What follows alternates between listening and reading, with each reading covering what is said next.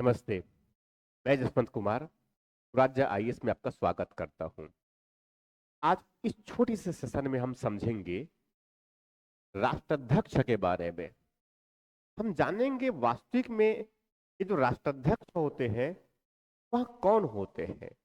राष्ट्राध्यक्ष कहने का मतलब मेरा जो है, मैं किसी एक राष्ट्र के प्रधान की बात कर रहा हूं। मैं जैसे कि भारत, ये जो भारत के जो है राष्ट्राध्यक्ष कौन होते हैं, तो अभी तो आप निश्चित रूप से जानते हैं कि वर्तमान में इस भारत के जो राष्ट्राध्यक्ष होते हैं, इस राष्ट्र के जो प्रधान होते हैं, वहां राष्ट्रपति हो। इसका मतलब यहां हुआ कि आप यहां जरूर जानते हैं, यहां भली भांति जानते हैं कि इस राष्ट्र, चलो हम स्पेशली पर्टिकुलरली भारत की बात कर रहे हैं, अगर मान लो तो भारत में जो राष्ट्राध्यक्ष है वहां कौन होते हैं? राष्ट्रपति। वहां कौन होते हैं? राष्ट्रपति। वर्तमान स्थिति यहां है हमारी।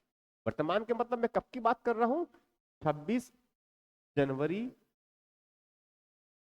2025। आज वर्तमान की बात कर रहा हूं मैं।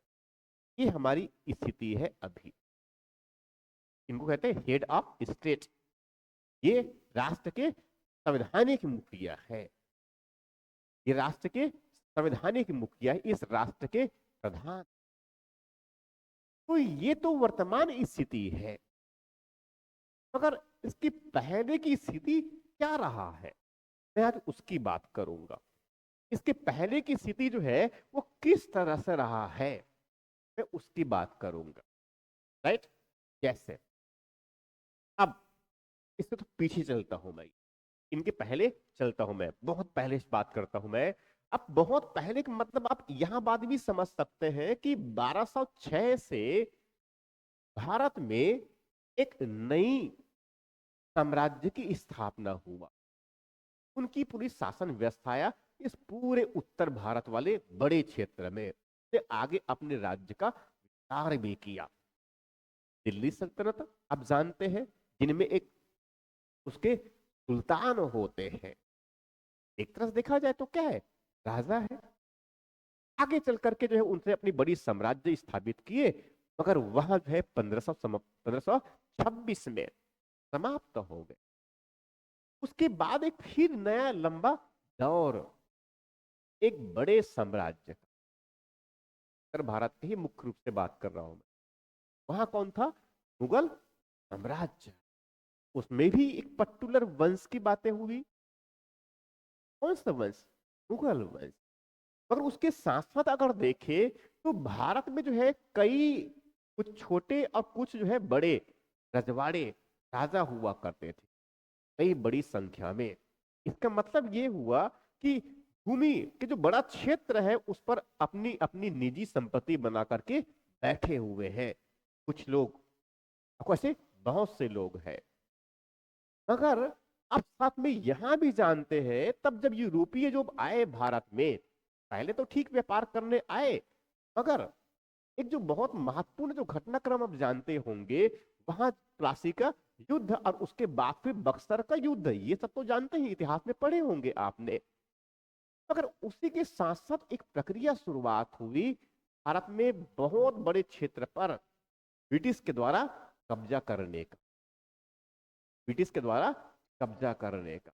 और इसके साथ साथ कई जो रजवाड़े तो है, मिस राजा तो है। इसका मतलब मैं ये समझाने का प्रयास कर रहा हूं अभी थोड़ी सी, कि ये जो भारत है हमारा, ये जो भारत है दरअसल एक्चुअल में इसमें ब्रिटिश ईस्ट इंडिया कंपनी पहले, और आगे फिर जो इसमें क्राउन। मगर इसके साथ साथ यहां समानांतर और कौन है? यहाँ पर रजवाड़े हैं। रजवाड़े मतलब मैं देसी राजा की बात कर रहा हूं। छत्तीसगढ़ में अगर देखें तो यहीं पर 14 देसी राजा हुआ करते थे। तो इस प्रकार से अगर देखा जाए तो मैं अगर 1765, 1700 अगर मान लो, मैं जो है 1700, 1773 की पहले अगर बात करूं, मैं कब की बात कर रहा हूं? मैं इस प्रारंभ से लेकर के, प्रारंभ मतलब मैं कब से, इधर ये जो स्थिति है कि यहाँ पर देसी रजवाड़े भी है और साथ में यहाँ पर क्या है, ब्रिटिश कंपनी भी है, ब्रिटिश कंपनी है। और दोनों जो है अब वो क्षेत्र पर अपना अधिकार करने का प्रयास कर रहे हैं। रजवाड़े के पास तो बहुत बड़े क्षेत्र पर उसने अलग अलग तरीके से हथियार अपना आधिपत्य स्थापित कर रखा है, अधिकार कर रखे हैं वो, मगर साथ में इस तरफ ब्रिटिश कंपनी भी।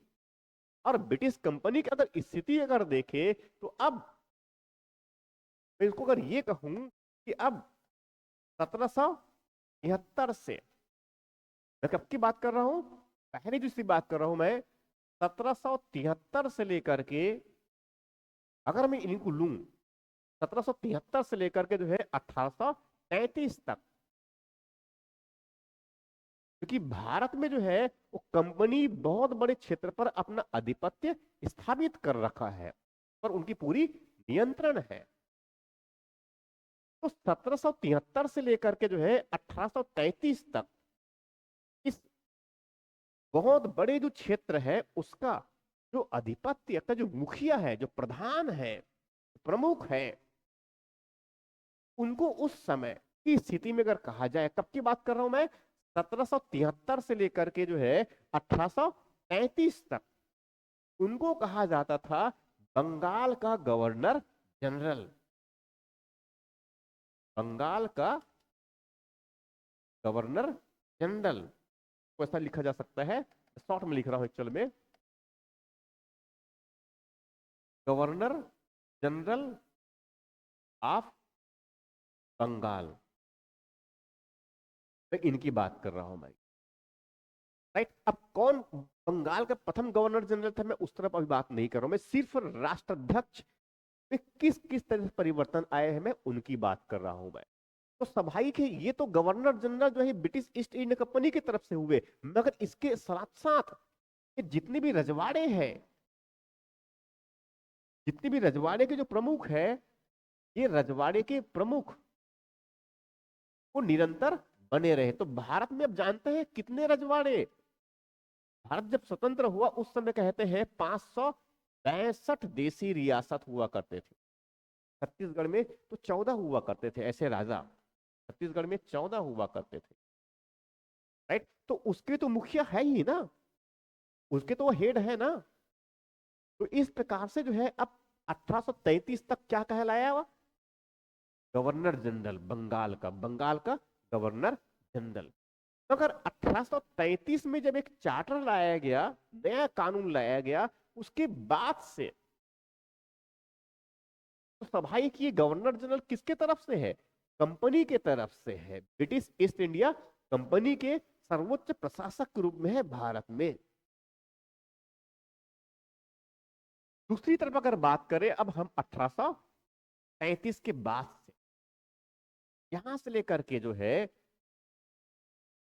अक्टूबर 1858 तक, यहां अगर जब बात करें, इस समय जो है अब यहां पर वो बंगाल का जिनको गवर्नर जनरल अब बंगाल कहते थे, मगर अब वैसा नहीं, ठीक है। अब उनको यहां से जो है भारत का गवर्नर जनरल कहा जाने लगा,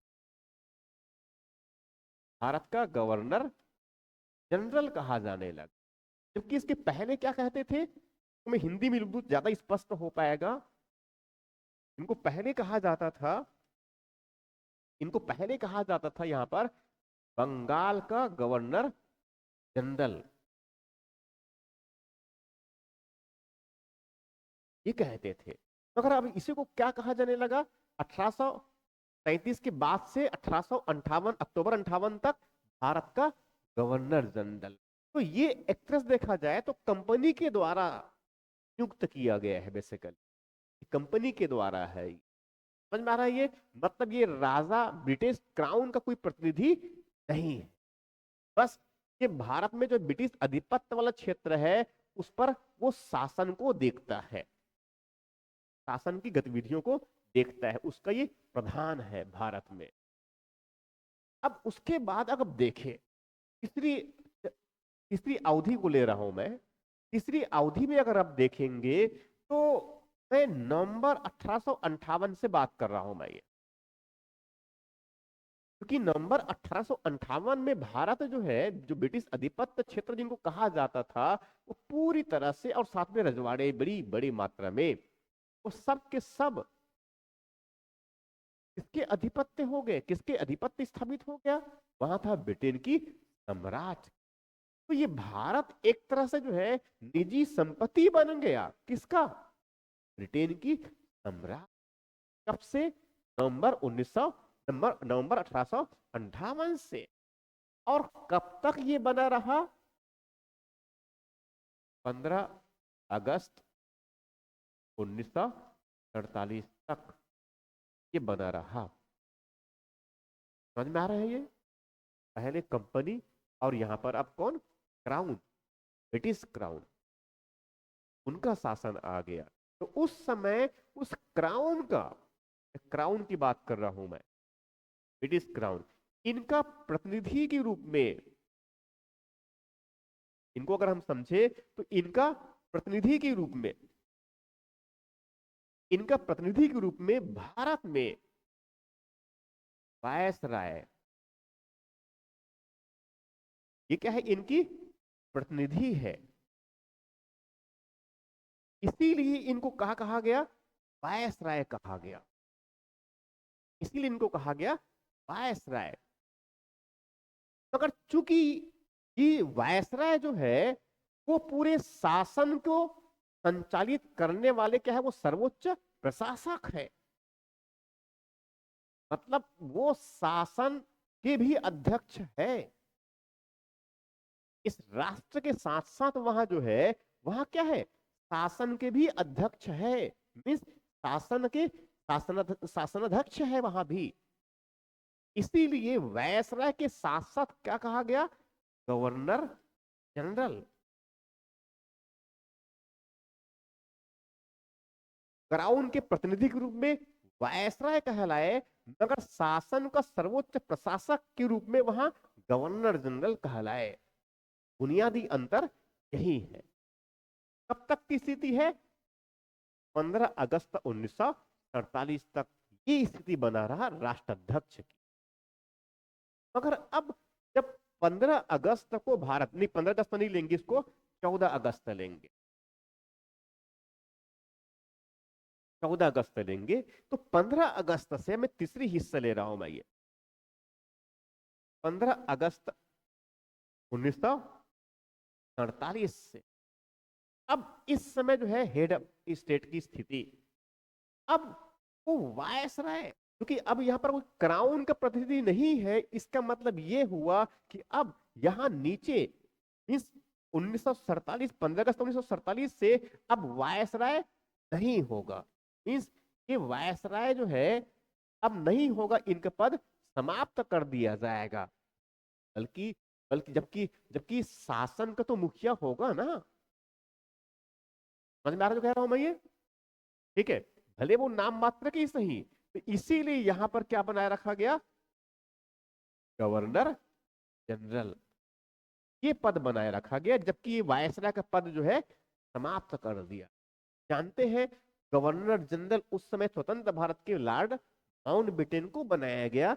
हालांकि बाद में जब वो चले गए वापस, तब भारत में किसको बनाया गया, कि राजगोपालाचारी को बनाया, जी राजगोपालाचारी को बनाया गया। मगर कब तक की बात कर रहा हूं मैं भी ये, मैं ये जो है 25 15 अगस्त 1947 से जो है, मैं अगर देखूं तो इनको मैं 25 जनवरी 1950 तक की बात कर रहा हूं मैं ये। उस समय क्या है, वायसराय नहीं है, वो कौन है, गवर्नर जनरल है। मगर अब चौथी स्थिति ले रहा हूं मैं, 26 जनवरी 1950 से आज तक, आज तक हम इसी राष्ट्राध्यक्ष को कहते हैं राष्ट्रपति।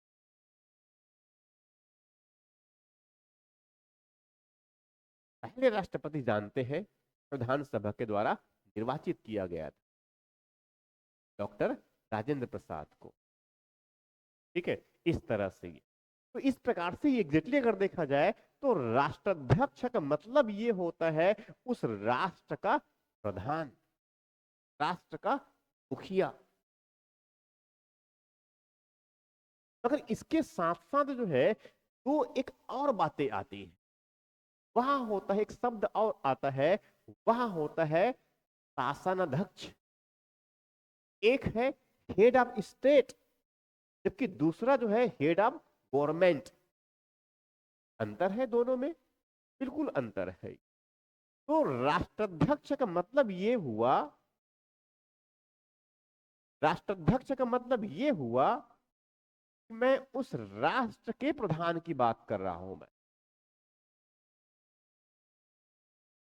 मैं उस राष्ट्र के प्रधान की बात कर रहा हूं। जैसे कि मतलब भारत में अगर देखें तो कौन, राष्ट्र। जबकि पूरी शासन के जो मुखिया होते हैं, शासन के मुखिया, शासन अध्यक्ष, शासन का जो संचालन करता है वो कौन है, वो कौन है, सरकार। मतलब कहां की सरकार, भारत की सरकार।